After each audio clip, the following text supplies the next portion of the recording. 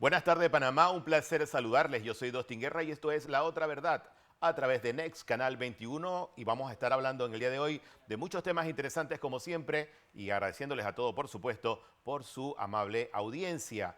Vamos a iniciar con un tema importantísimo.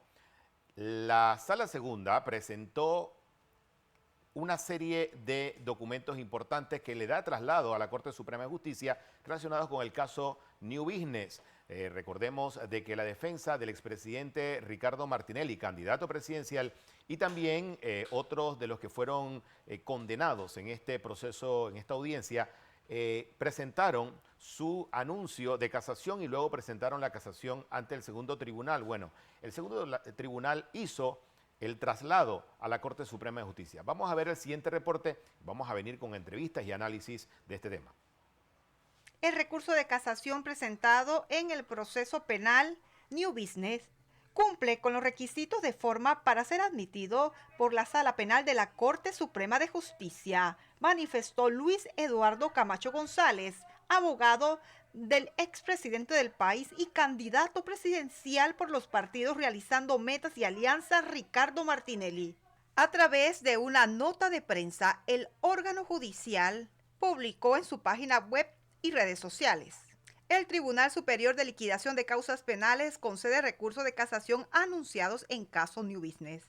En el denominado caso New Business, el Tribunal Superior de Liquidación de Causas Penales del Primer Distrito Judicial de Panamá, mediante auto segundo número 109 de fecha del 11 de diciembre, concedió en efecto suspensivo los recursos de casación anunciados y formalizados por los abogados Luis Eduardo Camacho González, Carlos Eugenio Carrillo Gomila, José Félix Martín Rodríguez, Osvaldo Mariano Fernández Echeverría, Rosendo Miranda Sánchez, Arturo Vicente Sauri Muñoz y Adriano Correa, defensores particulares de 5 acusados dentro de esta causa penal, entre ellos el expresidente de la República.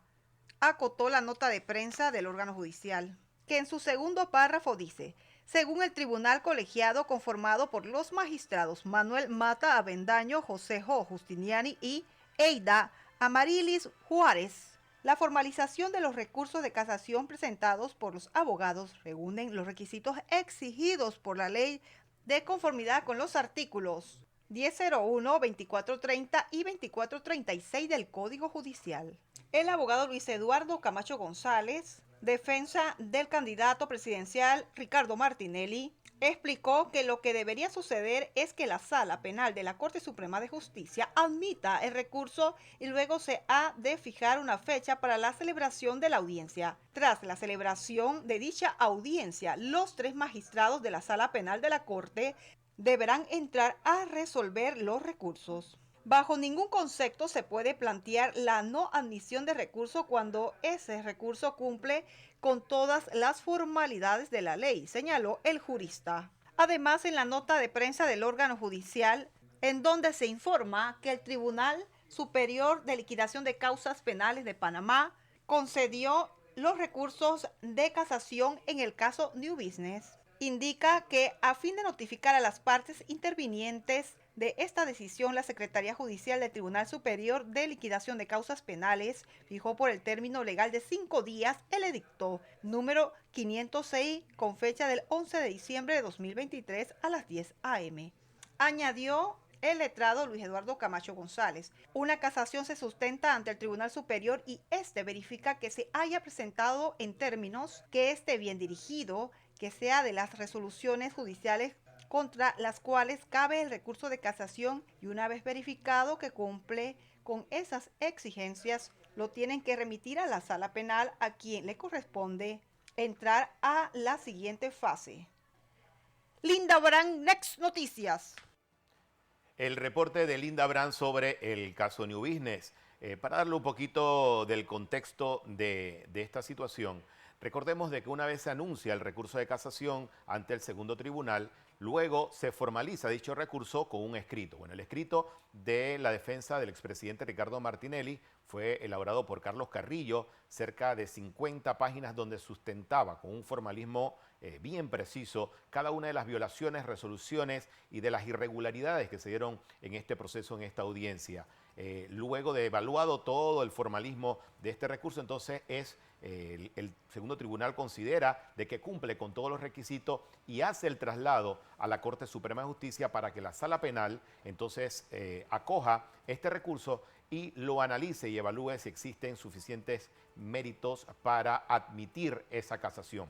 Esta casación que es clave y decíamos hace algunos días que era histórica. ¿Y por qué era histórica? Porque el caso New Business es considerado un caso político, donde se utilizó el caso para inhabilitar o buscar la inhabilitación del candidato presidencial Ricardo Martinelli, quien encabeza las encuestas, todas las encuestas de elección en este momento, de preferencias. Antes que se diera todo esto, se interpuso una querella contra el magistrado Mata del segundo tribunal. Esa querella la interpuso Alejandro Pérez, de la defensa también del expresidente Ricardo Martinelli, y lo tenemos vía Zoom para conversar con Alejandro sobre este recurso que se interpuso y el expediente en sí, cómo avanza el caso y las posibilidades de que la casación también avance en la Corte Suprema. Alejandro, buenas tardes, bienvenidos a La Otra Verdad. Un placer. Buenas tardes, Dostin. Alejandro, ¿de qué se trata esta querella y por qué se querella al juez Mata? Importante el juez Mata en todo este proceso. Correcto. Mira, esta querella tiene su antecedente en las disposiciones que establecen cómo se interpone un recurso de casación penal ante la Sala Segunda de lo Penal de la Corte Suprema de Justicia.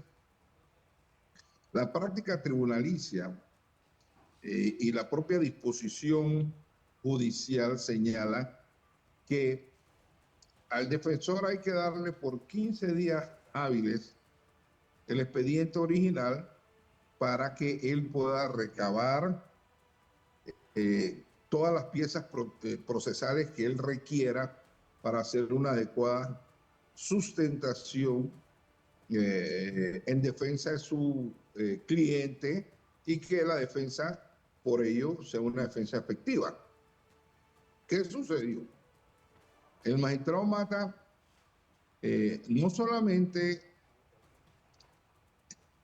impidió de que los defensores de Ricardo Martinelli tuvieran el expediente original para revisarlo y sustentar la casación penal, sino que en vez de eso le dio un dispositivo digital, un USB, supuestamente que era una copia digital de la totalidad del expediente New Business, que es el expediente en el cual se ha encausado a Ricardo Martinelli. Y se le entregó a los abogados de Ricardo Martinelli, en este caso, que son Carlos Carrillo y Luis Eduardo Camacho González, se le entregó el dispositivo digital. ¿Qué sucede? Si la defensa de Martinelli no hubiera estado preparada y no hubiera sido acuciosa, hubiera utilizado el dispositivo digital y nosotros hubiéramos sustentado en base al dispositivo digital. Pero eso no fue lo que hicimos. Lo que hicimos fue llevar el dispositivo digital a la sala, al Tribunal Superior de Liquidación de Causas Penales que preside Mata y en donde estaba el expediente, y entonces se hizo una confrontación de el dispositivo digital con el expediente original. Y ahí salieron una serie de hallazgos. Bien, vamos a retomar la conexión. Se resumen. Sí, Alejandro Pérez, vamos a tratar de retomar la conexión con Alejandro Pérez. Nos explicaba la sustentación de esta querella contra el magistrado Mata. Decía Alejandro Pérez de que el expediente digital que se le entregó a la defensa de Ricardo Martinelli para formular la casación era irregular porque no se relacionaba con el expediente físico. Y esa es parte de las denuncias que se hicieron previo a esta presentación de esta casación. Se les acorta el periodo, le entregan un USB a todos los que van a presentar una casación. Ese USB donde está el expediente no compagina con el expediente físico.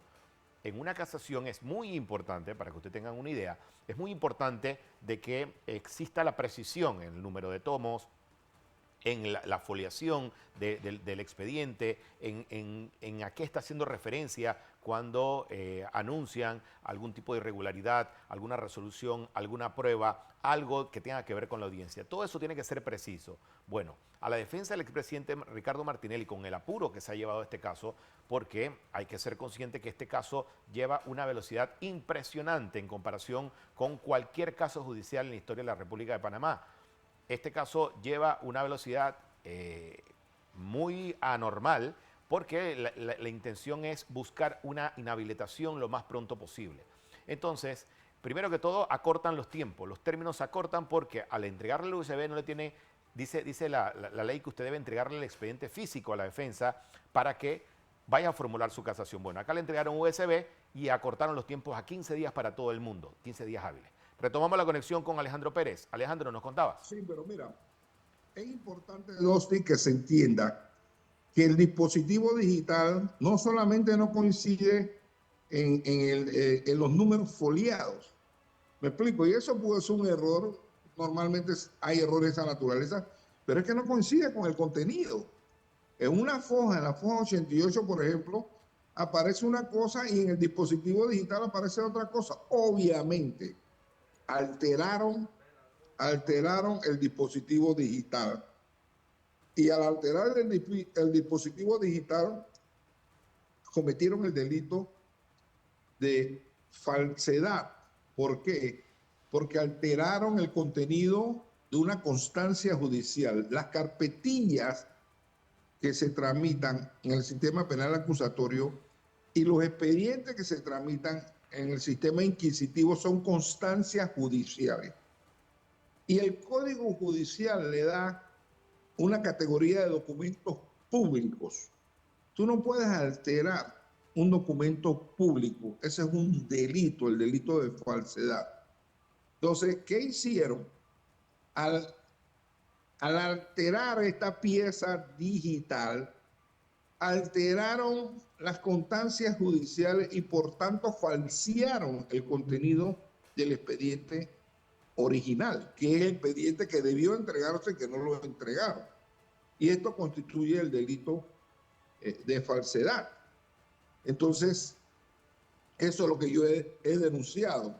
Falsearon el expediente, dando un dispositivo digital que es una pieza procesal necesaria para que la defensa hiciera una defensa efectiva, que estudiara el expediente. Al estudiar el expediente en ese dispositivo falseado, hay una distorsión. ¿Por qué? Porque el dispositivo no tiene ni la veracidad, ni la mismicidad, ni refleja en modo alguno el contenido del expediente original. Es un dispositivo digital falseado y eso constituye el delito de falsedad y eso es lo que hemos denunciado. Alejandro, en este caso ha habido una serie de irregularidades que se han probado a lo largo del expediente, a lo largo de las audiencias y a lo largo del camino de este caso, tanto con Valoisa Martínez, que es la que falla inicialmente, y luego con el segundo tribunal que ratifica el fallo de Valoisa Martínez. ¿Cómo ustedes, como abogados de Ricardo Martinelli y también como parte del análisis político, cómo ustedes evalúan esta cantidad de irregularidades en un proceso considerado político? Bueno, el problema es que los jueces y magistrados tienen deberes legales que cumplir. Hay diversos fallos de la Corte Interamericana de Derechos Humanos en el cual obliga a los operadores de justicia, jueces y magistrados, a ejercer los controles cuando en algún proceso de cualquier naturaleza se violan derechos convencionales, que en este caso se ha violado el derecho convencional porque se violó el Tratado de Extradición entre los Estados Unidos y Panamá de 1904 al violarle el derecho que que tiene Martinelli a ser juzgado en Panamá solamente por los delitos por los cuales fue extraditado a los Estados Unidos. Se ha violado el doble juzgamiento. En el caso de Pinchazo, por ejemplo, a Martinelli lo juzgaron 2 veces y salió inocente las 2 veces. Y en ese proceso nunca fue imputado, lo que es una violación flagrante al derecho de Martinelli, porque toda persona que es acusada de algo se le tiene que formular cargo. Bueno, a Martinelli no se le formuló cargo y fue juzgado 2 veces. Y así hay un rosario de, por ejemplo, a Martinelli se le indaga en el 2020, sin embargo, el término que se le dio al Ministerio Público para que investigara precluyó en el 2019. O sea, a Martinelli lo indagaron fuera de término. Y digo, son tantas las irregularidades de Dustin que evidencia, que aflora con solamente pasar por alto todos estos expedientes que se le han montado ilegalmente a Ricardo Martinelli, que este es un caso político. Paralelo al caso que se lleva a través ya de la Corte, porque ya está en manos ahora de la Sala Tercera de la Corte Suprema de Justicia, la Sala Penal. A nivel político, Alejandro, que es un conocedor también de la política, Ricardo Martinelli, ¿en qué estatus se encuentra como candidato presidencial? Observando la debacle del gobierno nacional con el tema minero y la crisis minera. ¿Dónde se encuentra Ricardo Martinelli en este momento, según el análisis de Alejandro Pérez? Él está arriba en todas las encuestas. No hay una encuesta en que no esté arriba. Él está corriendo, ¿ah? Y él va a correr, no hay duda de que él va a correr. Pero bueno, esta gente tenía un plan. El plan es tratar de inhabilitarlo para que no... Sí, vamos a retomar la conexión corra. con Alejandro Pérez, sí. Bien, vamos a ver... ¿Escuchaste? A ver, Alejandro, Hacer sí, un me fraude decía Alejandro. electoral. Hacer un fraude electoral, dice Alejandro Pérez. Vamos a ver si retomamos la conexión. Tenemos algunos problemas con la conexión de internet. Pero bueno, lo importante aquí, en este momento, es que Ricardo Martinelli está corriendo como candidato presidencial. A esta fecha que estamos a martes 12 de diciembre de este año, Ricardo Martinelli es candidato presidencial a pesar de toda la presión judicial que existe sobre él. Alejandro. Bien. Bueno, perdimos la comunicación con Alejandro Pérez. Para retomar o recapitular parte de lo que decía Alejandro Pérez. El caso New Business se encuentra ahora en casación o en la Corte Suprema de Justicia para que la Corte Suprema de Justicia y la Sala Penal decida si admite esa casación. Leía un artículo que han ocurrido casos donde la Corte se demora hasta 10 años, 8 años, 5 años en decidir si admite o no una casación. En el caso específico de Ricardo Martinelli, los términos son distintos. Los términos que le ha dado tanto el órgano judicial, la Corte Suprema de Justicia, ha sido distinto. Entonces no se sorprenda si la Corte le mete velocidad a esta decisión. Imagínense, en el caso minero, en la crisis minera, el Pleno de la Corte y la Presidenta de la Corte Suprema de Justicia hizo sesión permanente para comenzar a discutir la cantidad de acciones que se habían presentado para decir si era constitucional o no. Y fueron horas y horas y horas de análisis de esos recursos. Imagínense, en el caso de Ricardo Martinelli, vamos a ver qué tiempo se toma la Corte para definir. Hasta el día de hoy, Ricardo Martinelli es candidato presidencial y se prepara para las elecciones del próximo año. Hacemos una pausa para comerciales y vamos a volver con más aquí en La Otra Verdad.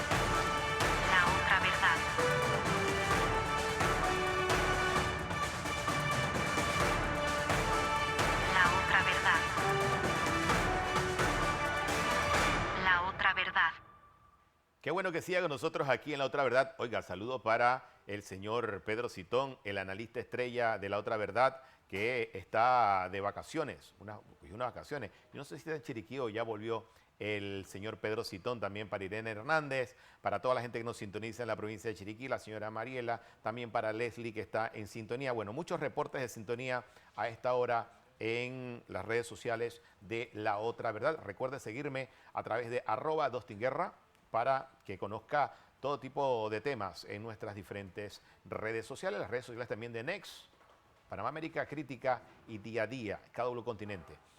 Vamos a más información. La Agencia de Noticias Internacional RT le hizo una entrevista a Ricardo Martinelli precisamente el fin de semana y la publicó en el día de hoy. Una entrevista donde habla de la crisis minera y cómo el gobierno del PRD le dio ese manejo a esta crisis que sumió al país más de un mes y medio de protestas, de pérdidas económicas y que terminó con se puede decir, la decisión de la Corte de declarar inconstitucional el contrato y ya hay un proceso entonces para la salida de la mina. Vamos a ver qué decía Ricardo Martinelli en esta entrevista.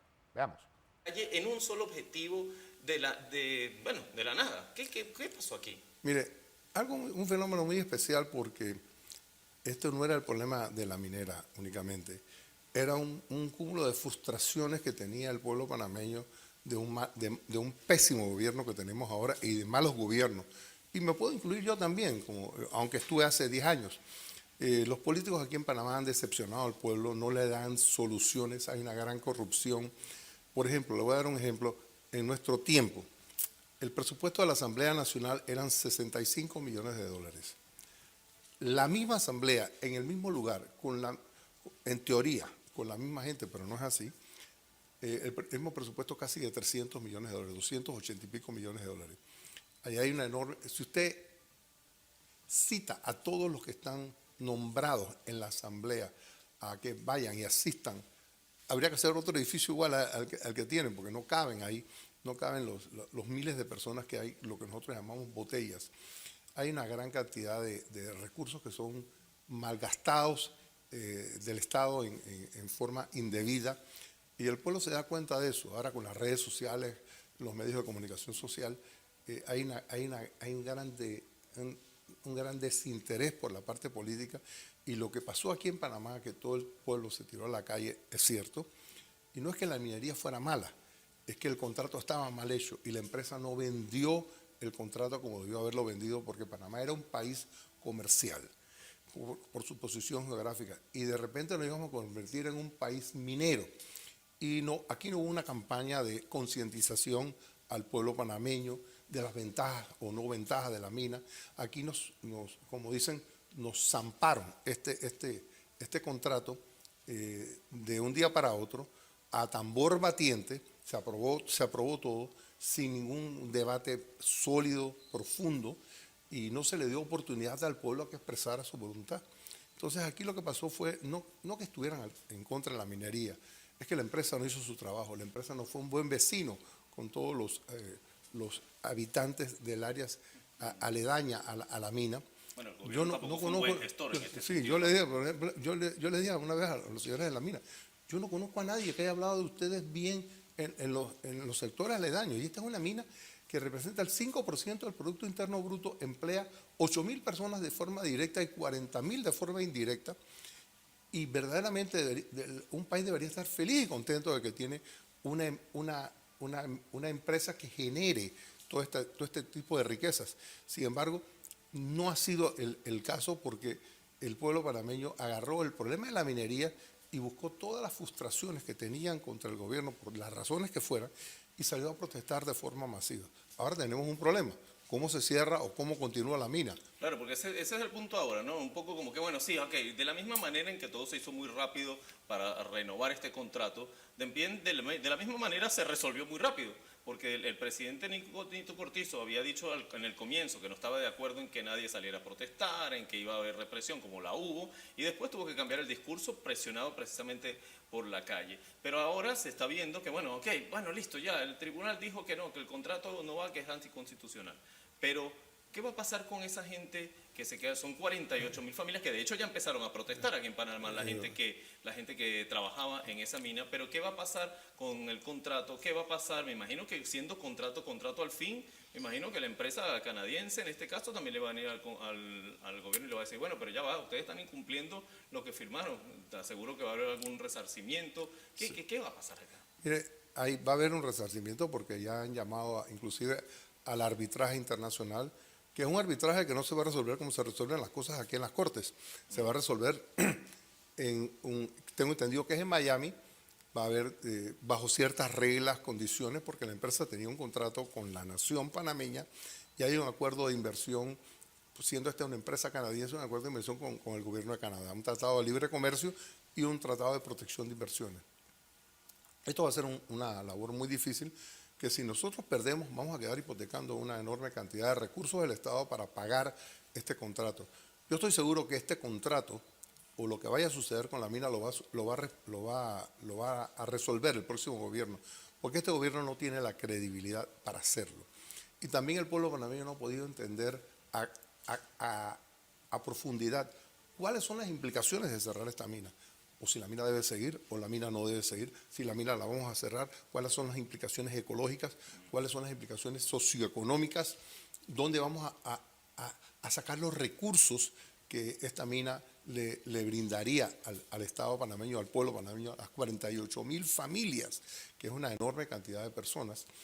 Y esta serie de preguntas yo creo que no nos las hemos hecho hasta ahora y estamos empezando a ver cuáles son las repercusiones. Y repito, si nosotros perdemos ese arbitraje, estamos hipotecando el futuro del país. Sí, porque bueno, además para no extendernos mucho en el tema de la minería, porque hay muchos temas interesantes que hablar con usted, pero también es cierto que ya incluso a partir de este triunfo del pueblo panameño, ahora ya se están empezando a incitar a buscar el cierre de las otras 18 concesiones que están abiertas en Panamá y que bueno, yo no sé sinceramente cuál sería el futuro en ese sentido. Bueno, pareciera ser que el futuro de la minería en Panamá es incierto. Hay otras minas que creo que están en etapa avanzada. Inclusive Panamá tiene un potencial de otras minas de cobre que ya las veo con muy pocas posibilidades. Y verdaderamente yo creo que como país nos hemos abocado a protestar en contra de esta mina, el pueblo panameño, de forma masiva, pero no nos hemos sentado a digerir cuáles son las consecuencias que podría tener todo esto. Si vamos a tener un país libre de minería o si vamos a tener una minería responsable. Estas son cosas que yo creo que tiene que resolver el próximo gobierno, no este gobierno que está muy desgastado y la gente no confía en él y la gente el gobierno tampoco quiere tomar la decisión cuando está a punto de salir. Precisamente en esto, presidente, ¿hacia dónde se dirige Panamá? Porque usted lo mencionaba, ¿no? Bueno, ¿qué queremos ser? Queremos ser un país minero, pero Panamá hasta hace poco era conocido por ser un hub financiero que creo que fue mucho impulsado en su época de gobierno. Pero actualmente uno no sabe muy bien. A mí me preguntan, ¿qué países en América Latina ves tú que viajas, etcétera? Bien, entrevista de Luis Castro de RT en español con el expresidente y candidato presidencial Ricardo Martinelli. Quiero decir algunas cosas del tema minero, porque aquí Ricardo Martinelli mencionó algunos hechos que son para analizar. Primero, son más de 48.000 familias de forma directa e indirecta. La mina tenía cerca de 7.000, 8.000 trabajadores, más una cantidad importante de empresas que eran sus proveedores. Bueno, toda esta gente queda sin un ingreso. Hablábamos hace algunos días precisamente con los sindicatos, algunos de los sindicatos que están dentro de la mina, que están exigiendo el 100% de sus prestaciones laborales.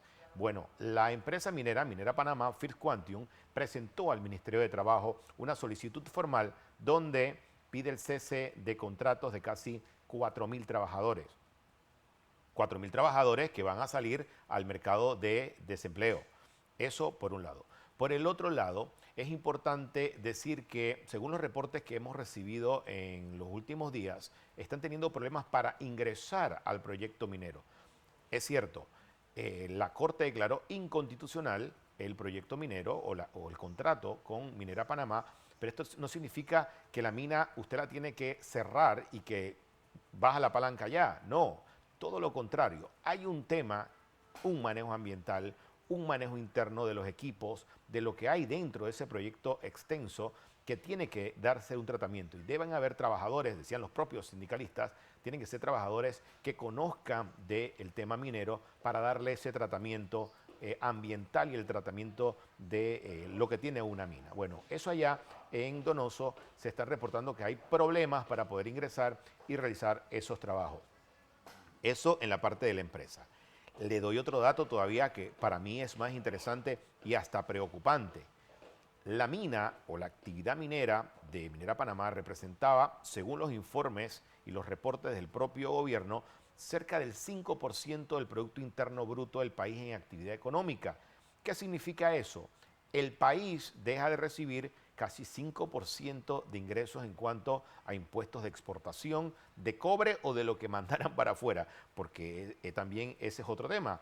No se sabía lo que mandaban, decía que bueno, mandan cobre, es una explotación de cobre, pero en ese polvillo iba cobre, iba oro, iba de todo tipo de minerales. Bueno, pero la actividad per se representaba casi el 5% del Producto Interno Bruto. A estas alturas, martes 12 de diciembre, todavía el gobierno nacional no ha aprobado su presupuesto para el próximo año. Y eso tiene una explicación muy sencilla, y es que no puede aprobar un presupuesto cuando se le ha caído el 5% del PIB y ese ingreso ya no lo puede contemplar para gastos o para inversión el próximo año. Entonces usted no se sorprenda si los diferentes ministerios van a comenzar a recortar su presupuesto en diferentes aspectos de inversión o de gastos, hasta ajustes salariales, porque no va a tener la capacidad el gobierno de cubrir ese 5% del PIB que va a estar perdiendo, que son muchos millones de dólares. Esto no significa que usted está a favor o en contra de la minería. Son hechos reales que el gobierno va a tener que gestionar. Y decía el candidato presidencial y expresidente Ricardo Martinelli, conoce muy bien cómo opera un gobierno, que este gobierno del PRD está desgastado, tiene un desgaste importante, que ha perdido credibilidad. Yo le sumo a eso que además de eso, en el gobierno pocas personas quieren asumir la responsabilidad de la crisis minera, porque ahora hay que asumir, ok, la Corte decidió que el contrato es inconstitucional, pero ¿quién asume todo lo que las consecuencias de paralizar el proyecto minero? Usted no se asuste si el próximo año vamos a tener indicadores en negativos de crecimiento. Panamá es un país muy bendecido, a pesar de que tiene el Canal de Panamá y otras actividades económicas que generan ingresos al país, que mueven las divisas del país. Panamá es un país bendecido. Pero durante pandemia, para que usted tenga todavía una referencia más clara, el sector de los puertos y el sector de la industria minera fueron los que generaron y movieron la economía. En pandemia todo estuvo paralizado. Por eso es que el gobierno tuvo que recurrir a una cantidad escandalosa de préstamos para poder cubrir sus déficits y poder cubrir los vacíos que dejó la pandemia. Y pidieron más de 27 mil millones de dólares durante los últimos años. Bien, tenemos más información sobre el tema del caso New Business, información importante que les reportamos a esta hora. Carlos Carrillo, quien es uno de los abogados importantes en este caso, dio declaraciones. Pero antes de ir a las declaraciones de Carlos Carrillo, me acaba de llegar información de que el Tribunal Superior de Liquidación de Causas Penales, el primer distrito judicial de Panamá, hoy 12 de diciembre del 2023, certifica que pone a disposición copia solicitada, o sea, un recurso de hecho, que por la defensa del expresidente Ricardo Martinelli. Dice que en la secretaría de este tribunal se encuentra a disposición del licenciado Carlos Carrillo, en su condición de apoderado judicial del señor Ricardo Martinelli Berrocal, sindicado por el delito de blanqueo de capitales en el caso New Business, copias autenticadas de los siguientes documentos. Habla de una resolución de prohibido número 1, fechada el 11 de diciembre de 2023, emitida por el Tribunal Superior de Liquidación de Causas Penales del primer distrito judicial de Panamá, mediante el cual rechaza de plano por extemporáneo el anuncio y sustentación de recurso de apelación promovido en contra de la resolución del 2 de noviembre del 2023.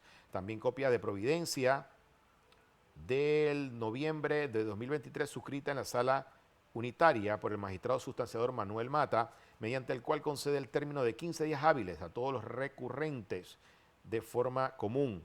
También copia de un edicto, el 472, fijado el 7 de noviembre del 2023 por 5 días, que notifica providencia fechada el 2 de noviembre, suscrita a la sala unitaria así también como copia del escrito y anuncio de sustentación de recurso de apelación de la resolución del 2 de noviembre suscrita en la sala unitaria, además de solicitud de copias y otros documentos importantes. Esta comunicación que hace el órgano judicial.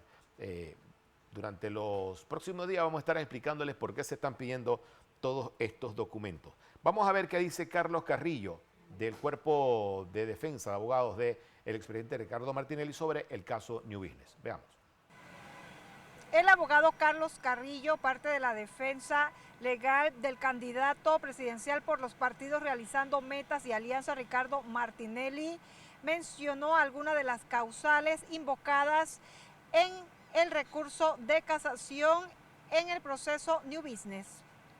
Independiente a la reserva que tiene la defensa de Ricardo Martinelli por las evidentes violaciones al procedimiento por parte del segundo Tribunal Superior, que en este caso sería el Tribunal Superior de Liquidaciones de Causas Penales del Distrito de Panamá, sumadas a las observaciones formales que se hicieron al juzgado de primera instancia, sí, el recurso de casación es un trabajo del equipo de defensa que en un momento determinado pues cumple con todos los parámetros. Sí, es posiblemente atípico que un escrito de casación tenga 50 páginas, eso no es normal, pero la cantidad de violaciones en las apreciaciones de la prueba que se dieron obligaron a hacer un listado lo más completo para que las magistradas de la sala segunda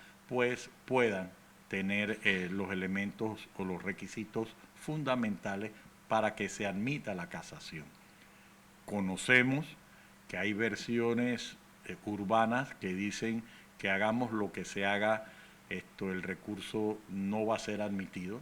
Nosotros no estamos de acuerdo, nos parece impropio. Para mi juicio no hay manera en que la Corte Suprema no entre a conocer en la sala segunda de este recurso de casación formalmente y los precedentes que existen. Pero tratándose del proceso de Ricardo Martinelli, pues vemos que hay cierto grado de excepcionalidad que nosotros seguiremos desde nuestra trinchera jurídica combatiendo de que se respete el debido proceso.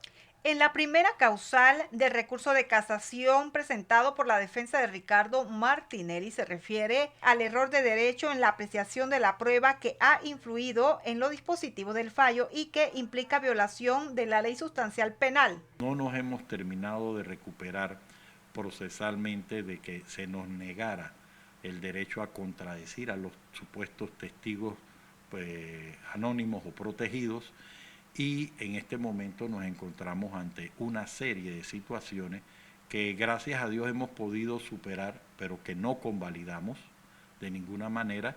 Creo que el sistema judicial tiene que obligar a que se respete, y en el fondo lo que se ha dicho, uno, es que se ha hecho un estudio a través de este recurso de casación de la figura del testigo protegido para su valoración. Para nosotros, un testigo que se oculta en el anonimato y no se da el derecho a contradecirlo, repreguntarlo por la defensa, no se puede apreciar. Un testigo que no se le leyeron los derechos de no incriminarse a él ni a su familia entre el cuarto grado, no se puede valorar, es evidentemente nulo.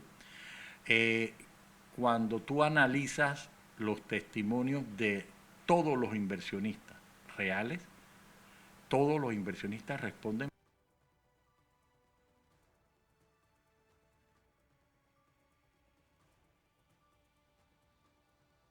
Bien, volvemos acá al estudio de declaraciones de Carlos Carrillo. No se olvide que en el caso No Business también está pendiente algunos amparos que ha interpuesto el grupo EPASA como empresa, porque la jueza Valoisa Martínez en su fallo hizo algo totalmente irregular, que fue meter a las sociedades que amparan el grupo EPASA y decir, bueno, las sociedades también nosotros decidimos que la vamos a disolver, nosotros vamos a agarrar y a pasar las acciones del grupo EPASA a el gobierno, y más de 100 personas y 3 medios de comunicación quedan a manos del gobierno, 3 medios de comunicación se cierran y pasan a manos del gobierno, a pesar de que el Grupo EPASA, como Grupo EPASA, no estaba dentro del proceso, ni siquiera estaba en la vista fiscal. Bueno, esa fue una decisión de la jueza Valoisa Martínez, más de 100 personas en este momento, periodistas, fotógrafos, trabajadores rotativa, distribuidores, están pendientes también de que se admitan este amparo para poder evitar que se cumpla ese fallo extraño completamente de la jueza Valoisa Martínez. Hagamos una última pausa para comerciales y vamos a volver con la parte final de este programa. No se vaya. La otra verdad.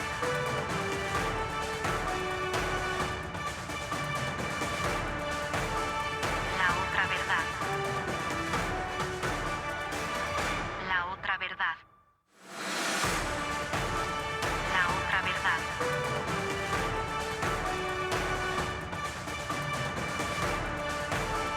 La otra verdad. La otra verdad. Qué bueno que siga con nosotros aquí en La Otra Verdad, a todas esas personas que siempre nos sintonizan, nos mandan saludos. Mire, acá me está escribiendo Lourdes desde Penonomé, saludos para la maestra Lourdes, también a la tía Chayo allá en Chorrera, pendiente, a toda la gente en la Gran Chorrera, siempre pendiente de este programa y todas las informaciones que nosotros le mostramos aquí de una forma relajada, interesante y para que usted siempre esté informado. ¿Sabe qué está pasando en este mes de diciembre? Sí, los fuegos artificiales, la celebración, las lucecitas, todo eso es genial, magnífico. Pero los niños también comienzan a usar juegos pirotécnicos y terminan quemándose. Ena Barles tiene un reporte de la sala de quemados del Hospital del Niño, está a su máxima capacidad a esta fecha. Mire. Todavía falta la celebración de Navidad y Año Nuevo y ya la sala de quemados del Hospital del Niño ha registrado 14 menores afectados por juegos pirotécnicos, según explicó la doctora Marvis Corro, jefa de esta unidad de atención. Bueno, realmente si hablamos de todas las causas de quemadura, generalmente no hay cambio. Generalmente se hospitalizan alrededor de 450 a más de 500 pacientes por año, tomando en cuenta que lo que entra al servicio de quemado del Hospital del Niño, Dr. José Renan Gibel, son quemaduras moderadas y severas, si vamos con todas las causas. Y bueno, lastimosamente todos los años decimos, el Ministerio de Salud ha colaborado bastante con respecto a lo que es ahora en esta fiesta, que siempre el manejo de la pirotecnia, que nos aumenta la incidencia de esta patología, que realmente es una patología traumática, desgarradora, dolorosa y que puede dejar grandes secuelas, y aumenta entonces la incidencia de esto, ¿no? Las estadísticas reflejan que en el año 2020 se atendieron 344 niños en la sala de quemados, de los cuales 4 fueron por pirotecnia. En 2021, la atención registró 464 menores y 9 de ellos con quemaduras por pirotecnia. Para el 2022 ingresaron 452 niños y 8 de ellos con quemaduras por juegos pirotécnicos. En lo que va del 2023, ya se han atendido 275 menores, de los cuales 14 han sido por pirotecnia. Los juegos pirotécnicos no deben ser manipulados por menores de edad. La chispa, para hacer un fuego se requieren 3 cosas. El oxígeno, que lo tenemos en el aire, la chispa, que lógicamente en el encendedor o el cerillo, y el combustible, que el combustible lo tiene la pirotecnia. A veces inclusive no hace solamente la quemadura por la misma pirotecnia, sino que dependiendo de la cantidad de pólvora que sea, entonces hace una onda expansiva. Y hemos tenido pacientes, por ejemplo, tuvimos una que le pidió permiso, al final le dieron el permiso, le dejaron prender el cohete, pero la caja de cohete estaba abajo. Esa chispita cayó abajo. ¡Boom! Explotó. Y la niña se convirtió hasta una fractura de cráneo y todo. O sea, eso no tiene razón de ser. Entonces, un llamado a la población que por favor pasemos unas fiestas bonitas, tantas situaciones que hemos vivido, no solamente en nuestro país, sino a nivel mundial. Así que disfrutemos esta fiesta sin la pirotecnia. Recientemente, el Hospital del Niño recibió el proyecto conocido como Banco de Tejidos, que consiste en una sala para procesar y almacenar tejidos biológicos de donantes fallecidos, los cuales serán trasplantados en víctimas de quemaduras graves. Con cámara de Cristian Setur, Einar Valdés López, Next Noticias. Por favor, si usted tiene niños, evite que juegue con esos fuegos pirotécnicos. Eso no es para niños. estas escenas, cuando yo veo estas escenas en la sala de quemados del Hospital del Niño, quedo impresionado y me duele en el alma, porque estos son menores inocentes que buscan diversión en esto, pero termina siendo un dolor de cabeza. La recuperación de una quemadura, dependiendo del grado A al el grado que sea, representa un problema para los familiares. Ese niño queda con secuelas para toda su vida. Así que usted, padre de familia o responsable de niños, evite que los niños jueguen con estas bombitas y con estos fuegos artificiales, porque esto sí es un gran problema. Bien, mire, me reportan por acá otra cosa que creo que hay que mostrarle a la audiencia, que el índice de confianza al consumidor cayó 10 puntos.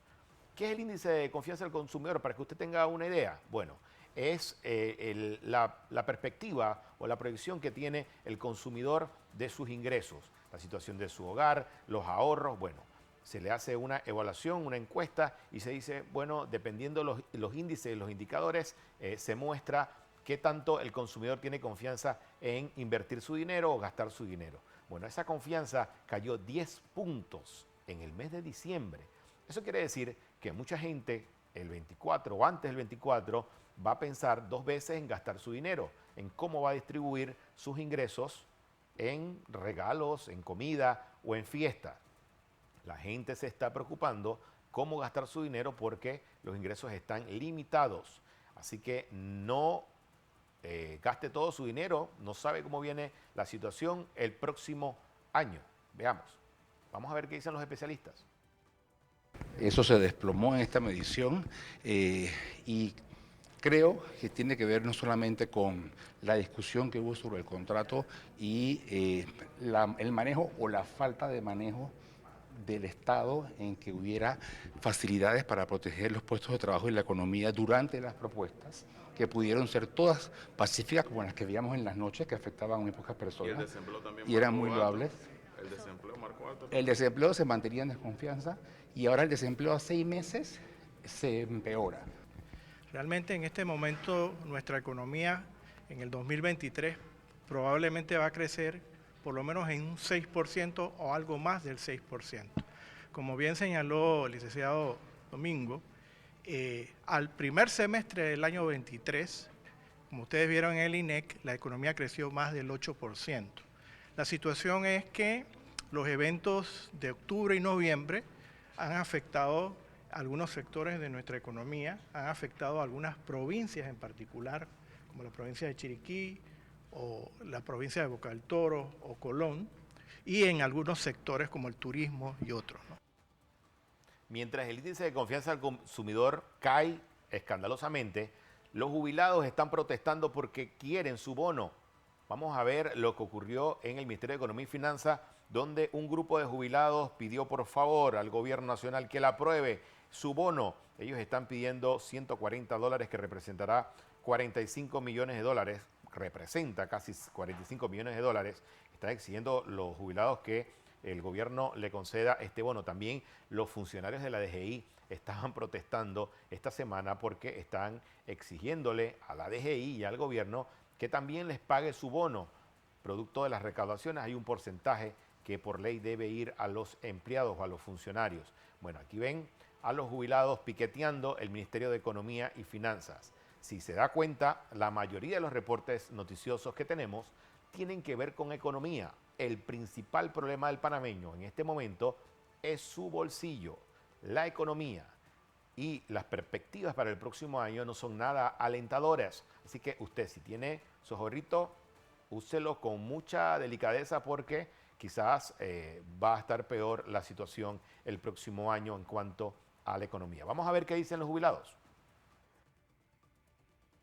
Ok, en abril, agosto y diciembre, inclusive nosotros propusimos que puede ser mayo, septiembre y diciembre. ¿Por qué mayo? Porque el 15 de abril hay mucho compromiso, 13º mes, etcétera, y se puede tener un mes de recuperación financiera. E igual en septiembre, cuando vienes de agosto, en el mismo sistema. Entonces, en diciembre 100. ¿Qué significarían? 50 balboas el primer cuatrimestre, 50 balboas el segundo, y el bono de diciembre, que hoy es 60, a los que ganamos hasta 800 balboas, que se nos suba a 100. soy hipertenso, sufro de la presión del corazón y soy diabético. Este medicamento cayó 6.25.